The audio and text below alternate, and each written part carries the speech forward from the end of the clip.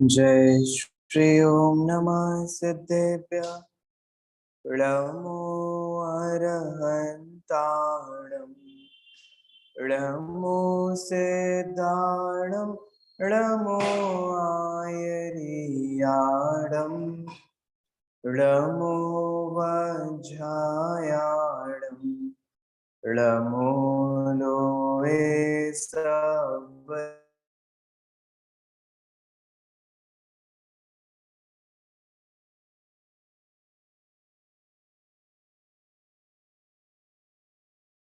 गणी मंगलम कुंद कुंदाद्यो जैन धर्मोस्तु मंगलम सर्वमंगल मांगल्यम सर्वकल्याणिकारकम प्रधानम सर्वधर्माणां जैनं जयतु शासनम जैनं जयतु शासनम जैनं जयतु शासनम। श्रीमान् निभस्वत्रयतुङ्गशालं जगद्गृहं बोधमया प्रदीपा समन्वितो द्योतयते यदीयो भवन्तु ते तीर्थङ्कराश्रयेण।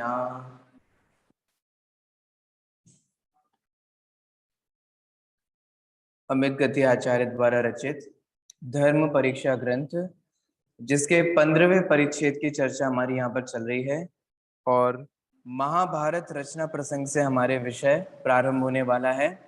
पेज नंबर 136 है और महाभारत रचना प्रसंग से अपन पढ़ना शुरू करते हैं। भारत अर्थात महाभारत की रचना कर चुकने के पश्चात उसमें निंदा के कारणभूत पूर्वा पर विरोध को देखकर व्यास ने अपने मन में इस प्रकार विचार किया, यदि बिना प्रयोजन के भी किया गया कार्य लोक में प्रसिद्ध हो सकता है तो असंबद्ध एवं विरुद्ध अर्थ से परिपूर्ण मेरा शास्त्र अर्थात महाभारत भी स्पष्टतया प्रसिद्ध हो सकता है। क्या कह रहे हैं यहाँ? ये कह रहे हैं कि विचार करके देखो तो जगत का स्वरूप कैसा है, कैसा है। मानो व्यास ने ये विचार किया कि जब कोई भी व्यक्ति ऊट पटांग कुछ हरकत करता है वो प्रसिद्ध हो जाता है, और ये आज के जमाने में तो कितना रिलेवेंट है, कितना प्रासंगिक दिखाई देता है ना। एक छोटे से बच्चे को पकड़ लेंगे, वो कोई गाना गा देगा, वो इंटरनेट सेंसेशनल बन जाता है हाल। सब लोग पकड़ पकड़ के, अभी पता है एक छोटा सा बच्चा है वो, है ना, वो गाना गा रहा है बचपन का प्यार करके और वो खूब फेमस हो रहा है।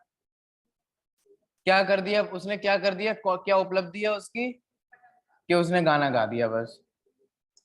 ठीक है, वहां का सीएम उसको सम्मान कर रहा है, लोग उसको वीडियो में ले रहे हैं, ये कर रहे हैं वो कर रहे हैं। तो बताओ, विचार करो कि व्यास कवि ने ऐसा विचार किया कि जब अप्रयोजन भूत कोई भी कार्य कर रहा है, कुछ भी कर रहा है, प्रसिद्ध हो जाता है। अब देखो कुछ कुछ दिनों बाद कोई ना कोई व्यक्ति प्रसिद्ध हो जाता है, उसकी वीडियोस वायरल होने लग जाती हैं। तो यहाँ ऐसे ये व्यास कवि ने सोचा कि जब ऐसी ऊटपटांग हरकतें भी ये सब वायरल होती हैं तो मानो मैं भी पूर्वा पर विरोध सहित कथन करूंगा तो वो भी फेमस हो जाएगा। क्यों हो जाएगा? क्योंकि प्रत्यक्ष दिखाई दे रहा है कि सब मूर्खों की जनता है, सब बेवकूफ लोग हैं। अगर इन्हें में थोड़ा सा भी विवेक होता, ज्ञान होता, तो जरा विचार करके देखो। अब देखो मैं धर्म की दृष्टि से विचार करके देखता हूँ। छोटे छोटे बच्चे, हमने उसको इंटरनेट सेंसेशनल बना दिया, ठीक है, इससे माता पिता पे क्या प्रभाव पड़ता है बोलो? बच्चों पे क्या प्रभाव पड़ता है?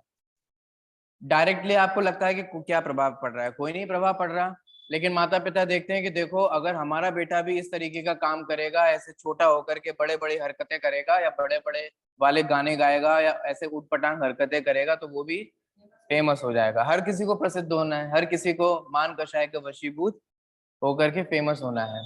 तो हम बोलो क्या लग जाएंगे, पाठशाला बंद करो, ये बच्चों से ये करवाओ। छोटे छोटे बच्चे छोटे छोटे कपड़े पहन करके बड़े बड़े जैसा सेंसेशनल डांस करते हैं, उससे वो फेमस हो जाते हैं। बोलो क्या प्रभाव पड़ता होगा ऐसे बच्चों के मस्तिष्क पर। और आपको क्या लगता है कि बच्चे बड़े होकर के क्या बनेंगे? वही तो माने ये दुष्प्रभाव जो है ना इस तरीके के, ये हमें डायरेक्ट समझ में नहीं आते। बच्चा भी देख रहा है ना कि देखो उसने क्या एक्चुअल में, देखो क्या किया उसने, कुछ नहीं किया, एक ऐसे ऊट पटांग जाने कहा स्कूल स्कूल में खड़ा था, क्या किया, तो गाना गा दिया, वो फेमस हो गया। तो वो बच्चा भी है, मम्मी मुझे भी ऐसा करके दिखाओ, मुझे भी ऐसा सिखाओ, मुझे भी ऐसा करना है। जिस उम्र में पढ़ना चाहिए था, जिस उम्र में अध्ययन करना चाहिए था, ठीक है, और अपन धर्म की दृष्टि से विचार करें तो धार्मिक संस्कार मिलने चाहिए थे, वो कह रहा है बचपन का प्यार मेरा भूल नहीं जाना। ये क्या है बताओ? सोचो लिरिक्स क्या है इसके। ये उम्र है, ये प्यार की उम्र है, ये छोटे छोटे बच्चे कैसे ड्रामा कर रहे हैं, पागल हो रहे हैं, बताओ। ये किसका प्रभाव है? ये इसका प्रभाव है जो चारों तरफ दुनिया चल रही है। हाँ हाँ वो अब देखो ये प्रभाव पड़ रहा है कि नहीं पड़ रहा है। अब हम कैसे उनसे उम्मीद कर सकते हैं कि वो गाएंगे शुद्धात्मा में मेरा नाम, अथवा मैं ज्ञानानंद स्वभावी हूँ, कैसे गाएंगे बताओ? इसलिए बहुत सावधानी की जरूरत है, बहुत ज्यादा सावधानी की जरूरत है भैया। कितनी स्टडीज आ रही हैं, कितने वैज्ञानिक शोध कर रहे हैं, कितने दुष्प्रभाव बता रहे हैं कि बच्चों पे कितने मोबाइल के इन सब चीजों के कितने कितने दुष्प्रभाव पड़ रहे हैं, साइकोलॉजिकली कितने वीक हो रहे हैं। मैंने देखो, आप आसपास देखोगे तो बहुत है। समझदार पेरेंट्स करते हैं, ऐसा नहीं कि आज लोग नहीं करते हो, लेकिन है बेवकूफ लोगों के जिन्हें समझ नहीं है क्या करें क्या नहीं करें, झंझट से बचने के लिए ले हो, है ना, तो ऐसे फोन पकड़ा देते। एक्चुअल में बस यही कारण है और कोई कारण नहीं है। देखिए आगे, इसी विचार से व्यास ने एक तांबे के पात्र अर्थात कमंडलू को गंगा के किनारे रखकर उसके ऊपर बहुत सी बालुका का ढेर कर दिया। उनके उस बालिका समूह को देखकर यथार्थ स्वरूप को न जानने वाले अंध श्रद्धालु जनों ने भी धर्म समझकर उसी प्रकार के बालू के ढेर कर दिए। और ये देखो आज भी चलता है, ठीक है। आप एक विशिष्ट प्रकार से मंदिर में आओ ना, ऐसे कुछ ड्रामा कुछ भी अलग तरीके से करते हुए, तो आपको देखिए ओहो ये ऐसे करके मंदिर में आते हैं, तो दो चार लोग कल से शुरू कर देंगे, तो धीरे धीरे करके ऐसे परंपरा शुरू हो जाती है ना। उन्होंने तो अपना जैसे मान लो कि कोई नहाने के लिए जा रहा है, व्यास कभी गंगा में नहाने के लिए जा रहे थे, कमंडलू कहाँ छुपाए, साथ लेके तो जाएंगे नहीं, ठीक है, तो लिया कमंडलू ऐसे छुपा दिया। तो उसने कहा ओहो इतने बड़े ऋषि गंगा नहाने से पहले ऐसा कार्य कर रहे हैं, इसका मतलब ये हम सभी के लिए करने योग्य, और ऐसे परंपरा शुरू हो जाती है। तो ऐसे ही है ये सब सारी चीजें, है ना।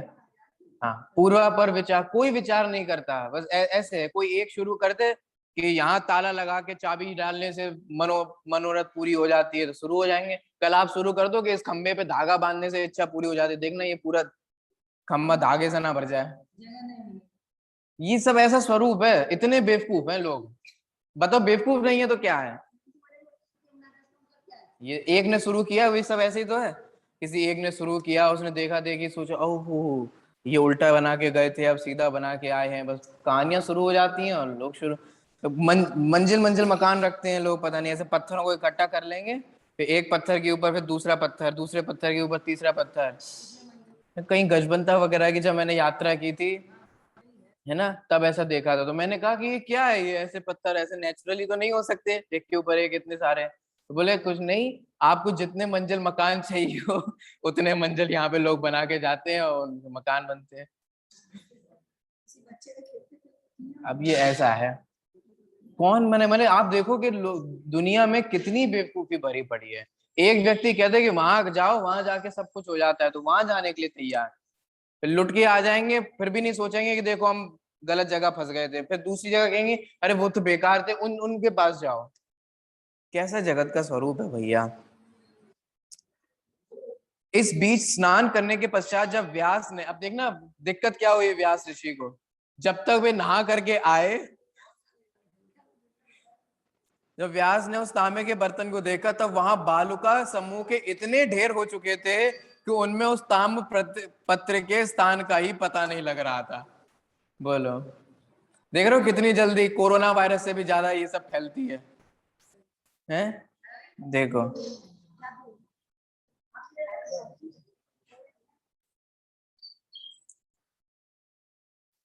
देखिए, समस्त गंगा तट को व्याप्त करने वाले उस बालिका समूह की राशि को देखकर, वे लोगों की इस अज्ञानता को जानकर व्यास ने यह श्लोक पढ़ा। ठीक है, क्या पढ़ा? जो लोग दूसरों के द्वारा किए गए कार्य को देखकर यथार्थता का विचार नहीं किया करते, वे अपने अभीष्ट कार्य को इस प्रकार से नष्ट करते हैं, जिस प्रकार इन लोगों ने मेरे ताम्र पत्र को नष्ट कर दिया है। इतने असंख्य बालुका के ढेरों में उसका खोजना असंभव कर दिया है। कहानी समझ में आ गई आप सभी लोगों को, है ना? ये देखो, ऐसी जगत में अज्ञानता है। नहाने से नहाते जाते वक्त अपना वो कमंडलू बालुका से ढक के चले गए वे, है ना? लोगों ने देखा, दूर से किसी ने देख लिया होगा, ओहो इतने बड़े ऋषि ने ऐसा कार्य किया है, तो वे भी नहाने के लिए आए। उससे पहले उनने भी ढेर बना दिया। फिर उन्हें उन्हें देखा कि दो ढेर है, लगता है ये नया धर्म शुरू हुआ है, करो करो भैया, ये नई नई विधि निकली है। और जब तक वे लौट करके आए तब तक असंख्य बालुका के ढेर हो गया। वे सोचे हमारा कहाँ था वो कमंडलू जो हमने छिपा के रखा था। उससे समझ में आ गया कि लोग इतने बेवकूफ हैं, इन्हें बेवकूफ अच्छी तरीके से बेवकूफ बनाया जा सकता है, और आज भी बनाया जा सकता है। लोग बना रहे हैं कि नहीं बना रहे हैं, बोलो? माने ऐसे ऐसे बाबा हो रहे हैं जिनका प्रत्यक्ष दुराचार देखने में आ रहा है, और फिर भी आंखें नहीं खुल रही है। बताओ ये क्या है? बोलो, है हो रहा है कि नहीं हो रहा है ना? अभी भी जो इनके भक्त हैं, माने वे बाबा जो अभी जेल में बंद हो चुके हैं, है ना? ऐसा सुनने में आता है कि जब उनके वो, नहीं वो क्या होते हैं, वो जेल, वो होती है ना बका, वो कोर्ट में वो वो होती है, डेट आती है उनकी, वो है ना, है तारीख आती है, वो उसमें जाना पड़ता है उनको, है ना? तो उनको लेकर के जाते हैं वैन से, है ना? तो वैन के आसपास धूल उड़ती है कि जिस वैन से वो बाबा आसाराम गए वहां की धूल ऐसे करते हैं। बोलो क्या करोगे?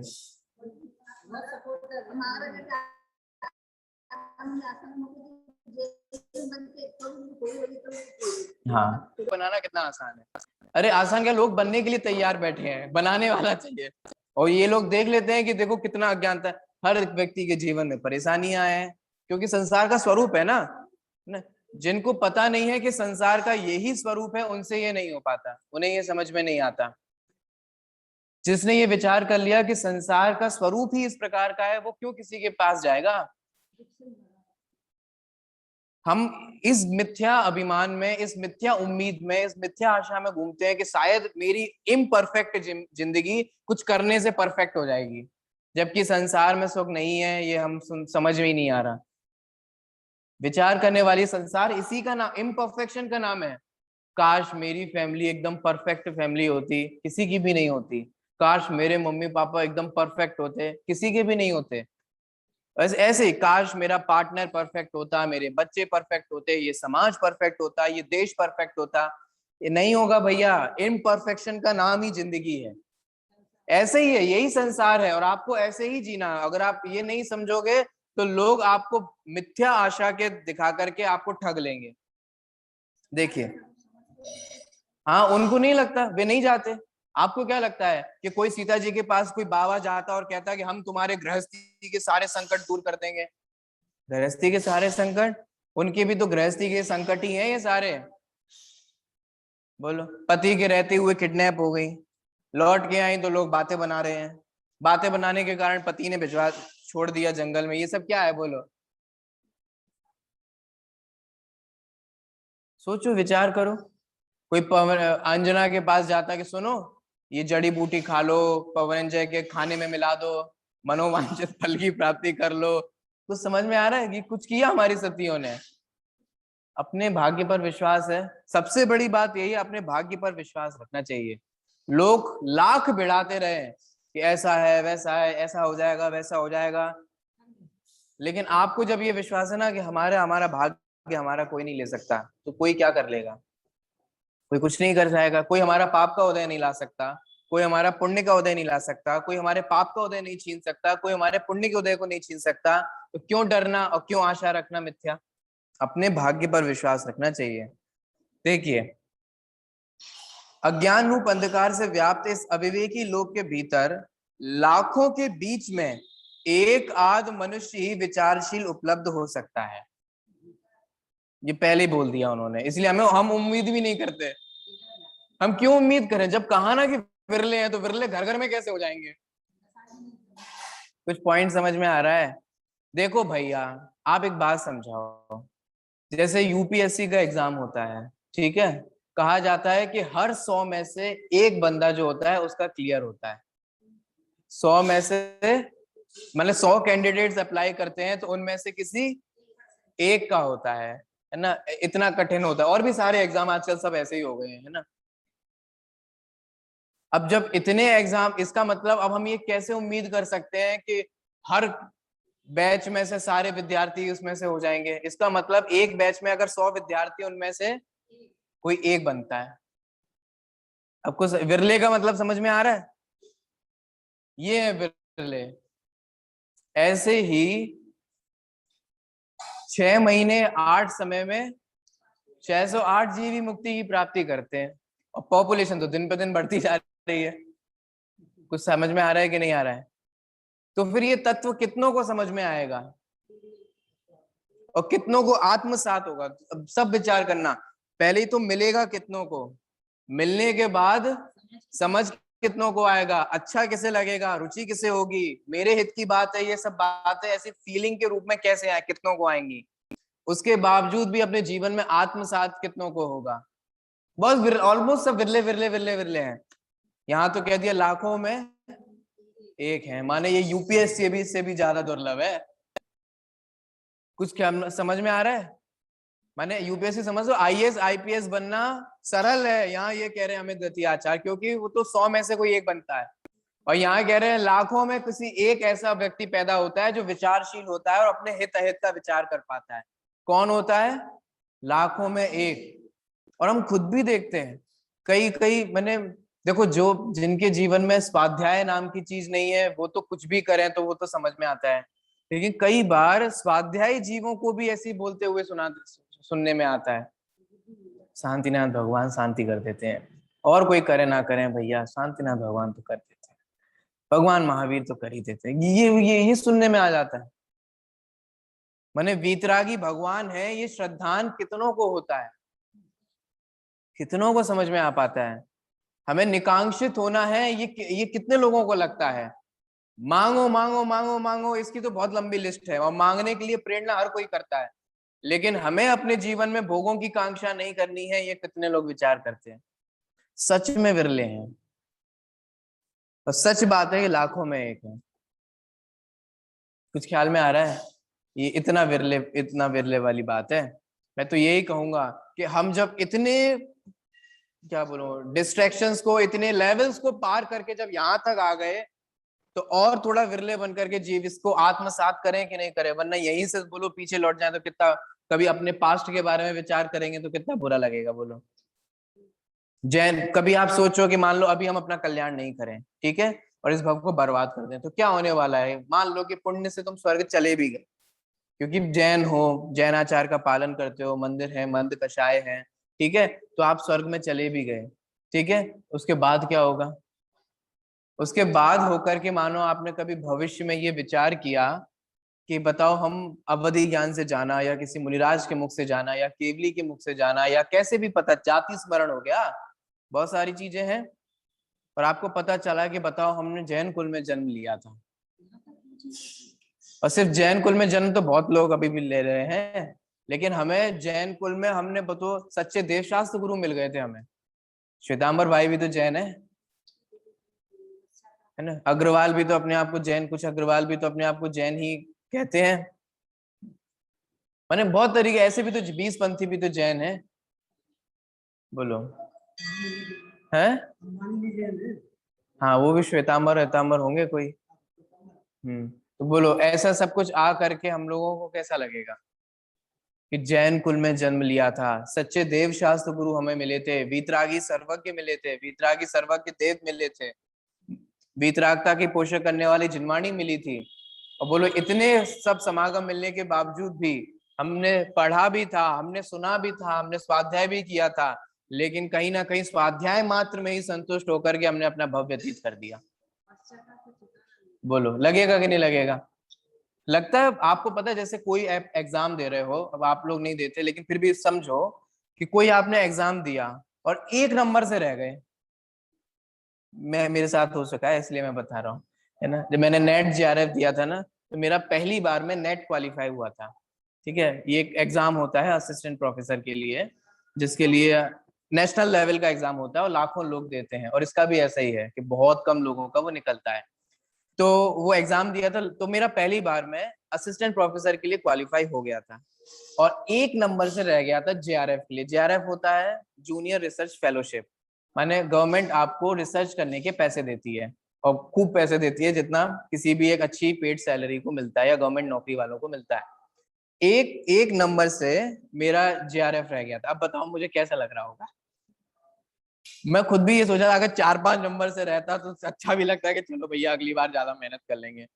अब आपको समझ में आ रहा है, वो मेरी तकलीफ मैं ही जानता हूँ कि वो जो 1 नंबर से मेरा जेआरएफ रह गया, फिर मैंने दोबारा दिया, फिर दोबारा तो हो गया, फिर नेट भी हो गया, जेआरएफ भी हो गया।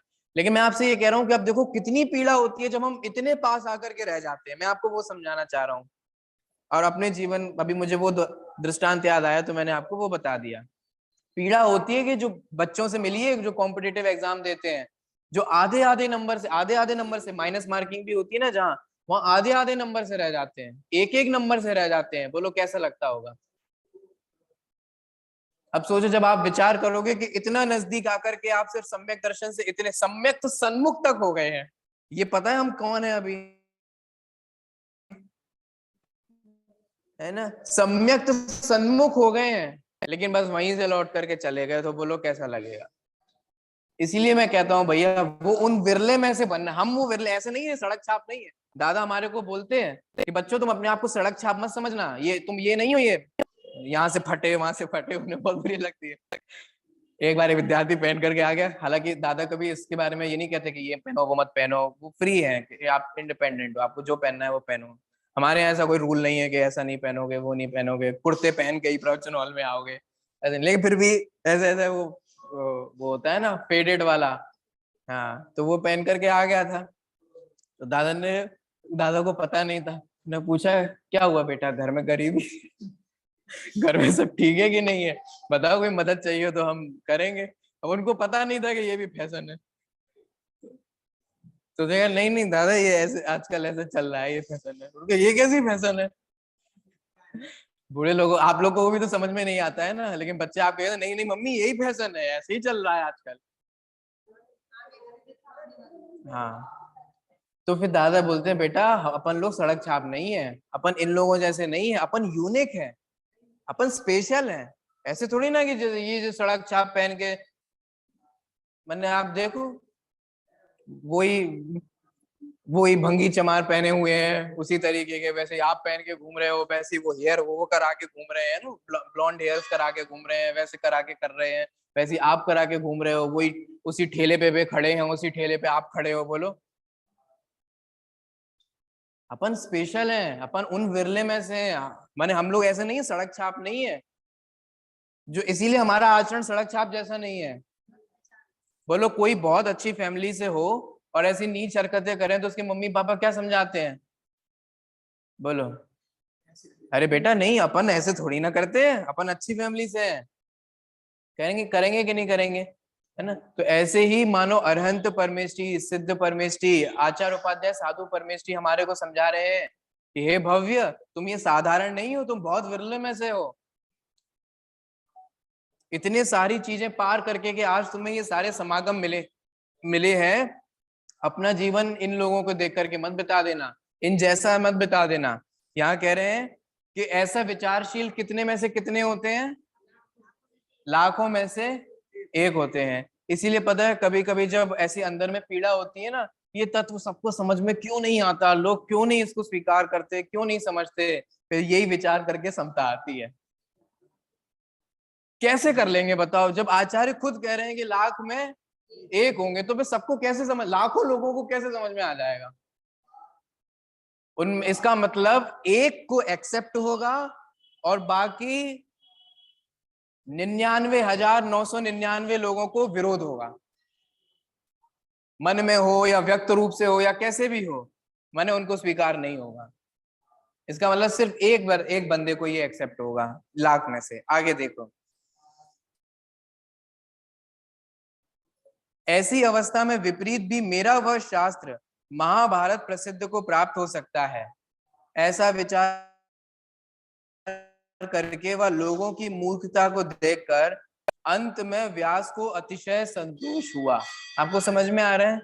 मैंने व्यास ऋषि ने सोचा, ये महाभारत के सारे प्रसंग बताए थे ना, कुंती के, सूर्य पुत्र, ये पुत्र, ये सारी कहानी बताई, तो आप सोचो ना उन्होंने क्या सोच के लिख दिया ऐसे ऐसे, इतना इतना असंभव बात है।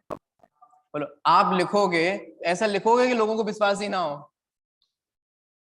तो यहाँ कह रहे व्यास ऋषि ने क्या सोच करके ये इतनी इतनी असंभव बातें और पूर्वा पर विरुद्ध बातें लिख दी। मानो लोगों की इसी मूर्खता को देख करके उन्होंने सोचा कि जब लोग इतने बेवकूफ हैं तो मेरे इस ग्रंथ को भी सब आगम वाक्य समझ करके, प्रमाण समझ करके और बिना कोई शंका किए हुए स्वीकार कर लेंगे।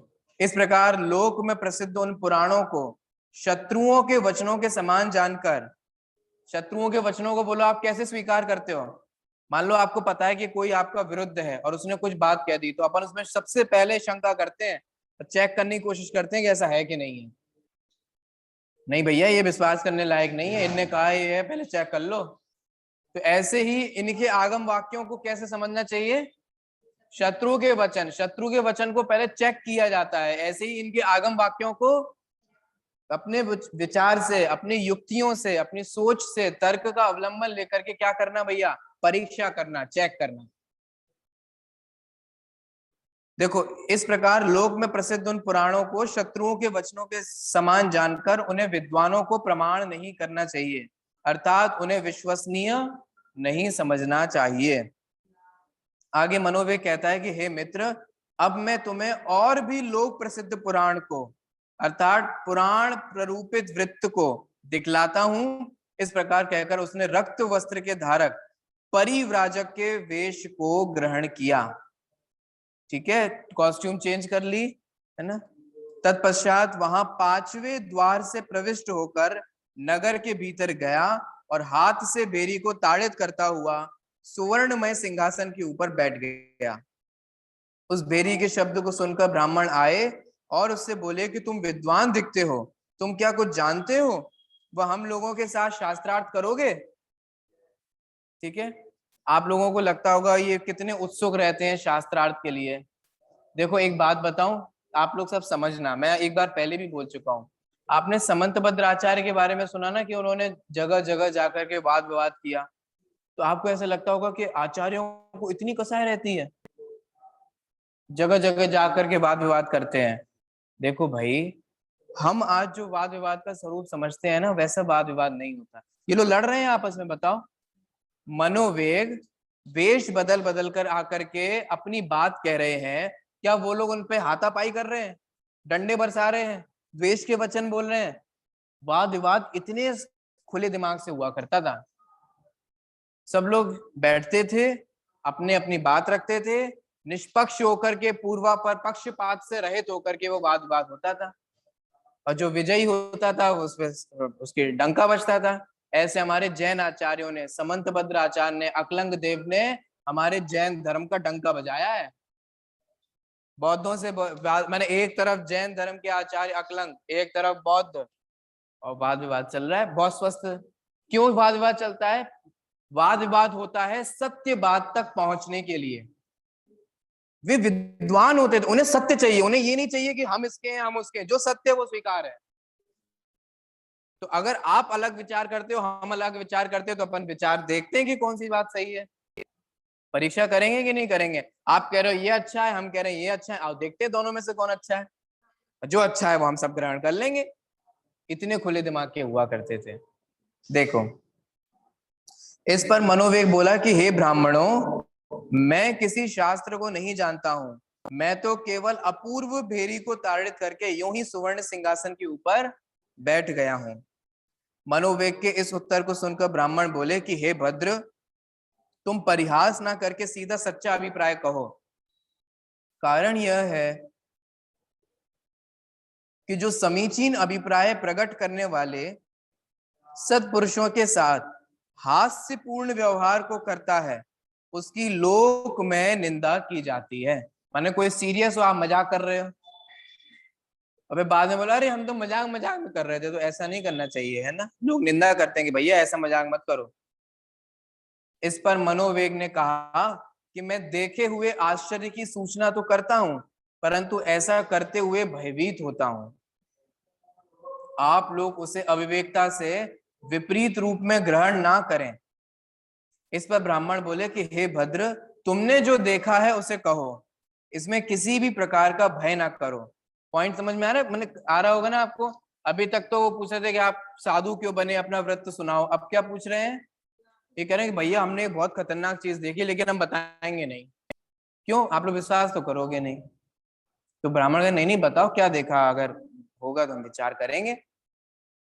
कारण कि हम सब विचारशील हैं, वह हमारा मन न्याय से संस्कारित है और पक्षपात से दूषित नहीं है। देख रहे हो कितने खुले दिमाग वाले हैं। ऐसे ऐसे में लोगों में वाद विवाद होता है। ये नहीं आप यही मान के बैठ गए हो कि नहीं हम सही हैं, अब बोलो तुम्हें क्या बोलना है, तो फिर क्या मतलब है उससे। फिर आप पक्षपात से सहित हो, है ना। जब आप ये कहो कि नहीं कोई भी सही हो सकता है, जिसकी बात सही होगी वो सही है, ऐसे विचार करके जो वाद विवाद होगा तब मजा आएगा। देखिए अब आजकल तो बहुत कषाय बढ़ गई है ना लोगों की, इसीलिए अब वो वाद विवाद लड़ाई जैसे लगते हैं, है ना। कह रहे हैं ओ भैया वहां तो बहुत वाद विवाद हो रहा है, तो अब हमें वाद विवाद के नाम पे लड़ाई नजर आती है। लेकिन वाद विवाद ऐसा होता था बिना पक्षपात के और बिना राग द्वेष के। अतः हम न्याय संगत वस्तु स्वरूप को ही ग्रहण किया करते हैं। तत्पश्चात लाल वस्त्र का धारक वह मनोवेग बोला कि यदि ऐसा है तो फिर मैं कहता हूं सुनिए। ये भी साधु का वेश तरीके के परिव्राजक रूप में आए। देखिए क्या देखा, गीदड़ों द्वारा टीला उड़ा ले जाने की कथा। ठीक है देखते हैं। हम दोनों उपासक बुद्ध भक्त गृहस्थ। हाँ अब किसकी बात कर रहे हैं, वही मैं ध्यान कर रहा था कि परिव्राजक सुना है, ये बौद्धों में होते हैं। हाँ ठीक है, तो ये किस में होते हैं, बौद्धों में होते हैं। ठीक है तो देखिए क्या कह रहे हैं। हम दोनों उपासक, अब किसके उपासक बन के आए हैं, गौतम बुद्ध के। बुद्ध भक्त गृहस्थ के पुत्र व वंदकों के अर्थात बौद्ध भिक्षुओं के आराधक हैं। एक बार भिक्षुओं ने अपने वस्त्रों को सुखाने के लिए पृथ्वी पर फैलाया और उनकी रक्षा के लिए हाथ में लाठी देकर हम दोनों को नियुक्त किया। ठीक है, बंदर बहुत होंगे शायद, कपड़े ले जाते होंगे, जैसे आप लोग भी बहुत वैसे रखते हो ना, वैसे ही। तदनुसार हम दोनों वहां उन भिक्षुओं के वस्त्रों की रक्षा प्रयत्न पूर्वक कर रहे थे। इतने में दो मोटे ताजे भयानक गीदड़ अर्थात गीद वहां पर आ पहुंचे। तब हम दोनों उनसे भयभीत होकर एक बड़े टीले के ऊपर चढ़े ही थे कि इतने में वे दोनों उस टीले को उठाकर ऊपर उड़े और आकाश में चले गए। समझ में आ रहा है, जैसे वो हाथी घुस गया था ना कमंडलू में, है ना, वैसे ही ये गीदड़ भी क्या कर रहे थे, पूरे टीले को उठा करके आकाश में चले गए। उस समय हमारे आक्रंदन को सुनकर रो रहे थे, बचाओ बचाओ भैया। जब तक भिक्षु बाहर निकले तब तक वे दोनों बड़े वेग से 12 योजन तक चले गए थे। पश्चात वे दोनों गीद उस टीले को पृथ्वी पर छोड़कर जैसे ही हम दोनों को खाने के लिए उद्यत हुए, वैसे ही उन्हें शस्त्रों के धारक अनेक प्रकार के शिकारी कुत्तों के साथ वहां आते हुए दिखाई दिए। तब उनसे भयभीत होकर उन दोनों ने हमें खाने से छोड़ दिया और स्वयं भाग गए। ठीक है, प्राण जाने की शंका होने पर कोई भी भोजन को प्रारंभ नहीं करता, अर्थात किंतु उसे छोड़कर अन्यत्र भाग जाने का ही प्रयत्न करता है। मैंने समझ में आ रहा है क्या कह रहे हैं, जब तक जान जोखिम में ना आए और देख ले कि भैया जान जोखिम में आ रहे तो छोड़ करके वो भग जाता है, चला जाता है। तत्पश्चात हम दोनों ने शिकारियों के साथ शिव देश में आकर मन को स्थिर करते हुए इस प्रकार विचार किया कि हम दोनों दिग्मूढ़ होकर इस दूसरे के देश को प्राप्त हुए हैं। दिग्मूढ़ समझते हैं, माने हम कहाँ से आए हैं, कहाँ जाएं, क्या करें, ठीक है, अब किस दिशा में जाएं, कहाँ से आए, ये नहीं पता था। ऐसा वह अपने घर के मार्ग को नहीं जानते तथा मार्ग में खाने के योग्य भोजन भी पास में नहीं है। तब ऐसी अवस्था में घर को कैसे जा सकते हैं, वहां जाना संभव नहीं है। अच्छा, तो अब यही होगा कि बुद्ध भगवान के द्वारा उपदिष्ट जो तप और कुल परंपरा से चला आ रहा है उसी का हम आचरण करें।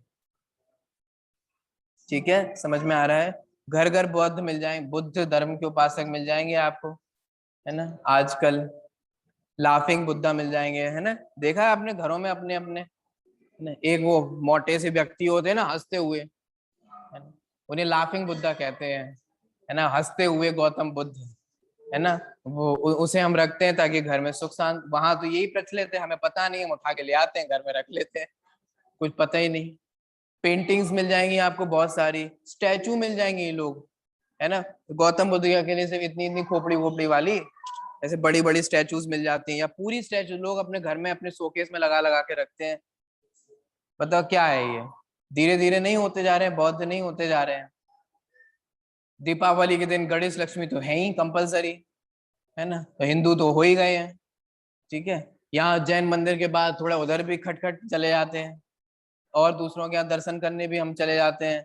जरूरत पड़े तो 2-3 बार चादर भी चढ़ा देंगे, आप बताओ, अजमेर जा करके ना। और फिर हम घर में सुख शांति के लिए आजकल गौतम बुद्ध बहुत चल रहे हैं मार्केट में, तो उन्हें रख लेंगे। कुछ खबर नहीं है, ज्यादा होगा तो वो अंगूठी पहन लेंगे कछुआ वाली, तो कह देंगे मुनि सुब्रत नाथ भगवान का चिन्ह है। कुछ भी करेंगे, तो सारे पहनो ना 24 तीर्थंकरों के जो चिन्ह है। कुछ भी पता नहीं, कुछ खबर नहीं, वो सब पता, ये सब चाइनीज चीजें हैं, इनसे व्यापार चलते हैं। आपने देखा वो कछुआ रख लेंगे लोग अपने घर में, वो कांच का होता है, लोग कछुए की वो अंगूठी पहन लेंगे अपने, वो जो गुल्लक होगी उस गुल्लक में यंत्र चिपका देंगे, और वो सब नजर वाला वो लगा लेंगे। कितनी कितनी, एक वो बिल्ली आती है जो ऐसे ऐसे हाथ करती है, देखा है?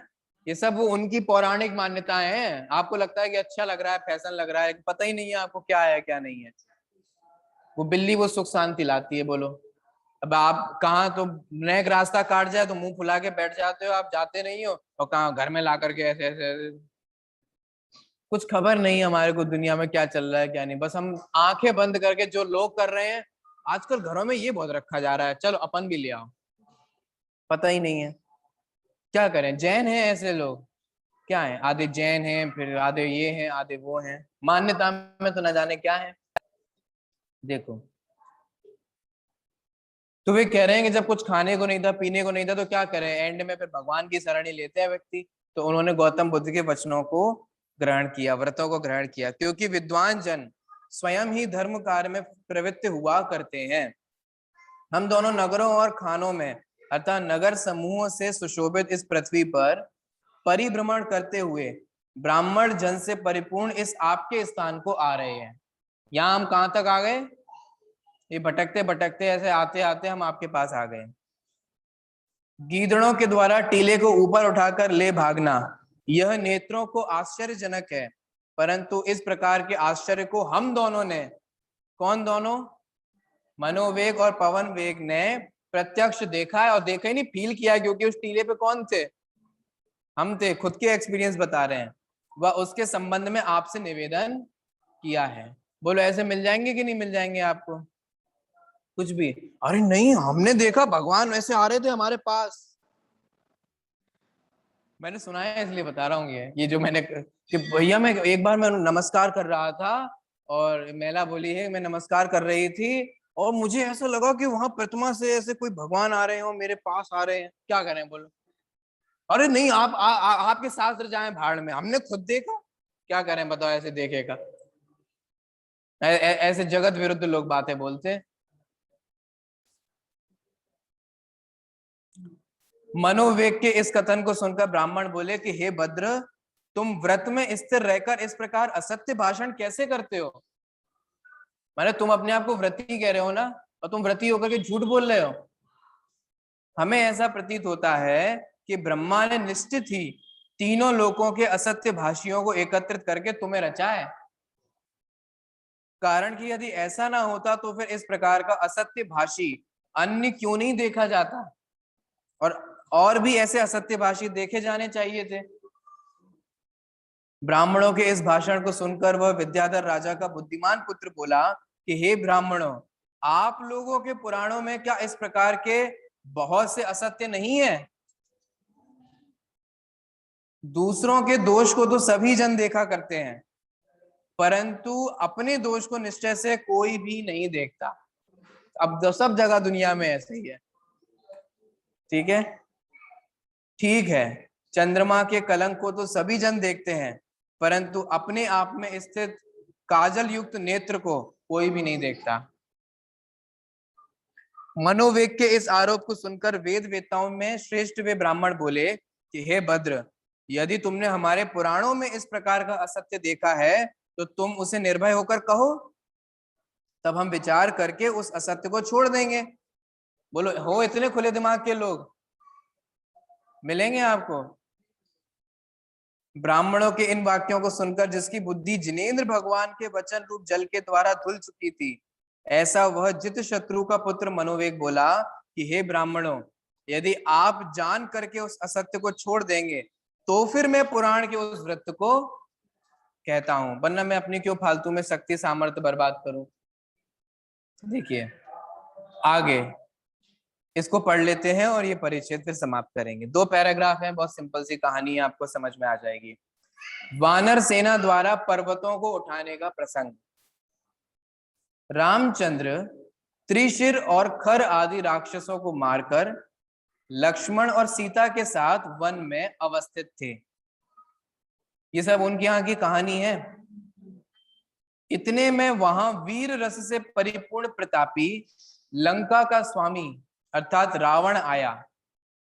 उसने छल पूर्वक राम के लिए सुवर्णमय मृग को दिखाकर वह रक्षा के कार्य में नियुक्त पक्षी जटायु को मारकर सीता का अपहरण कर लिया। बहुत प्रसिद्ध उदाहरण है और आप लोगों ने रामलीला में देखी होंगी। सो ठीक है, कामी मनुष्य किसके लिए उपद्रव नहीं किया करता, वह अपने अभीष्ट को सिद्ध करने के लिए जिस किसी को भी कष्ट दिया ही करता है। देते कि नहीं देते हैं? बच्चे लोग माता पिता को कष्ट देते नहीं सुनते, नहीं हम तो इन्हीं से ही करेंगे, तुम जाओ भाड़ में। तो ये कह रहे हैं भैया, कामी व्यक्ति किसको कष्ट नहीं देते, सबको ही कष्ट देते हैं।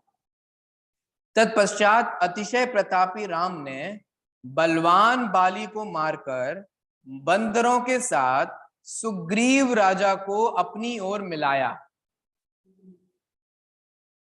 तब सीता के वृतांत को जानने के लिए उसने हनुमान को लंका भेजा।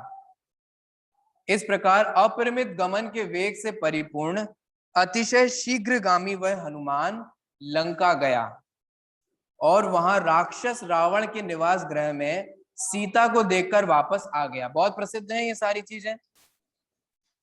तब राम ने शीघ्र ही बंदरों को आज्ञा देकर उन्नत पर्वतों के द्वारा समुद्र के जल के ऊपर पुल को बंधवा लिया। ठीक है, प्रसिद्ध है। ठीक है, स्त्री का अभिलाषी मनुष्य कौन से आश्चर्यजनक कार्य को नहीं करता है, वह उसकी प्राप्ति की इच्छा से कितने ही आश्चर्यजनक कार्यों को भी कर डालता है। पर आपको भी तो आश्चर्य होता है कि हमारा लड़का पहले ऐसे था। देखते हैं कि नहीं देखते? खुद वो हमारा खुद का लाल, खुद का लड़का जो एक गिलास कभी खुद पानी नहीं लेता था, है ना, श्रीमती पत्नी जी के आ जाने पर उनके कपड़े भी धोता हुआ दिखाई देता है ना। तो खुद आश्चर्य में देखते हैं, यहाँ ये देख रहे हैं, बताओ भैया ये कैसे संसार का स्वरूप है, ये हुआ है ना। क्या नहीं करते, स्त्री का अभिलाषी व्यक्ति क्या नहीं करता। जब मम्मी के राज्य में था तब तो पानी भी नहीं उठाता था, मम्मी से बोलता था मम्मी एक गिलास पानी देना, तब तो लाट साहब की तरह रहते थे। और अब ऐसे काम भी करते हैं। यही है, स्त्री का अभिलाषी व्यक्ति सारे काम करता है। ठीक है, इस प्रकार से यहाँ ये चर्चा हुई। अब आगे ये कहानी को और ले जाएंगे और कैसे इसमें असत्यता है। इतना फेमस प्रसंग है जो सबके द्वारा सुना गया है, इसमें क्या असत्य है, इसमें क्या विरुद्ध बात है, उसकी चर्चा अपन कल करेंगे।